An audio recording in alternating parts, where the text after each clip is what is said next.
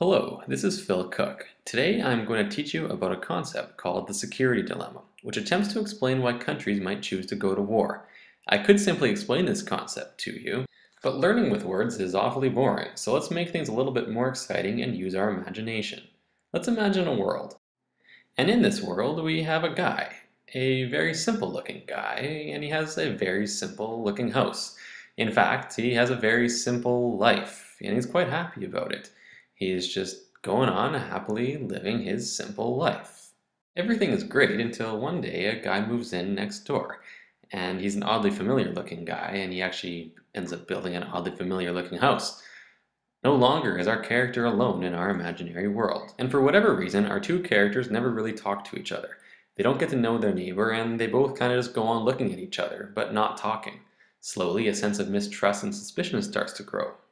So, what do you do when you don't feel safe? Well, you buy a gun, of course. So all is good for our main character. He feels safe and life is good again. But not surprisingly, the neighbor looks over and is kind of alarmed at the sight of this gun-wielding man. Why would he have a gun? Is he crazy? Is he hostile? Is he going to attack me?